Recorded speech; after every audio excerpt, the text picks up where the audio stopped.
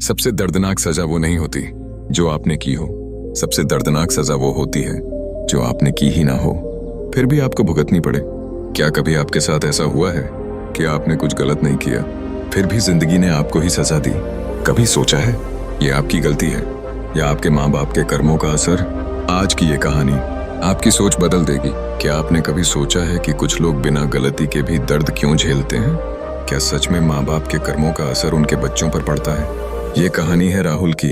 एक छोटे से शहर में रहने वाला राहुल बहुत ही सीधा, मेहनती और दिल का साफ लड़का था। वो हमेशा दूसरों की मदद करता, कभी किसी का बुरा नहीं चाहता। लेकिन उसकी जिंदगी जैसे हमेशा उसे ही सजा देने पर लगी थी। जहां भी जाता लोग उसे अजीब नजरों से देखते, कोई उस पर भरोसा नहीं करता, और इसकी वजह वो खुद नहीं बल्कि उसका अतीत था, या यूं कहें उसके पिता का अतीत। राहुल के पिता एक समय पर बहुत चालाक और लालची इंसान थे। उन्होंने लोगों को धोखा दिया, झूठ बोला और अपने फायदे के लिए कई लोगों का भरोसा तोड़ा। शहर में उनका नाम इज्जत से नहीं बल्कि डर और नफरत से लिया जाता था। समय बदला और एक दिन उनके सारे कर्म उनके सामने आ गए। लोगों ने उनसे दूरी बना ली, काम छिन गया और धीरे धीरे वो अकेले पड़ गए। लेकिन तब तक राहुल बड़ा हो चुका था। राहुल ने अपने पिता की गलतियां देखी थीं और उसने मन ही मन ठान लिया था कि वो कभी उनके जैसा नहीं बनेगा। वो ईमानदारी से जिएगा और अपने नाम से पहचाना जाएगा। लेकिन जिंदगी इतनी आसान नहीं थी। जब भी राहुल किसी काम के लिए जाता, लोग उसका नाम सुनते ही कहते, अरे ये उसी आदमी का बेटा है, इस पर कैसे भरोसा करें। हर बार ये शब्द उसके दिल को अंदर तक तोड़ देते। वो रातों को जाग कर सोचता, मैं तो सही हूं, फिर मेरे साथ ही ऐसा क्यों? धीरे धीरे उसके अंदर गुस्सा, दर्द और सवाल बढ़ने लगे। एक दिन वो बहुत परेशान होकर शहर के बाहर एक शांत जगह पर चला गया। वहां एक बूढ़ा व्यक्ति पेड़ के नीचे बैठा था, जिसके चेहरे पर अजीब सी शांति थी। राहुल ने उनसे पूछा, मैंने कभी किसी का बुरा नहीं किया, फिर भी मुझे ही हर बार सजा क्यों मिलती है? क्या मैं अपने पिता के कर्मों का फल भुगत रहा हूं?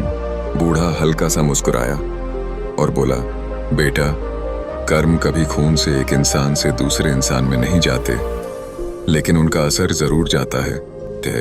राहुल हैरान हो गया।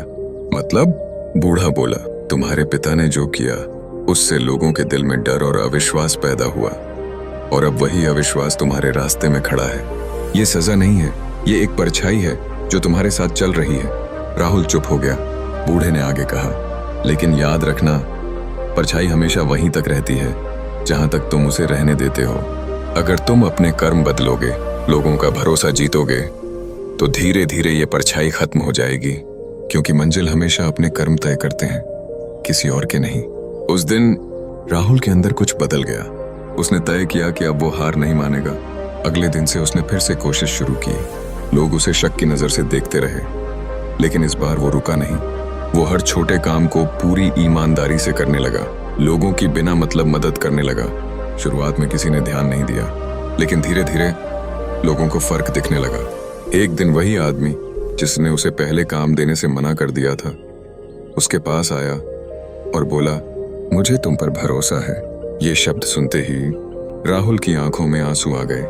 वो समझ चुका था कि हाँ, उसके पिता के कर्मों ने उसका रास्ता मुश्किल बनाया था, लेकिन उसकी मंजिल उसके अपने कर्म ही तय कर रहे थे। माँ बाप के कर्म तुम्हारे रास्ते में रुकावट बन सकते हैं, लेकिन तुम्हारी मंजिल सिर्फ तुम्हारे अपने कर्म ही तय करते हैं।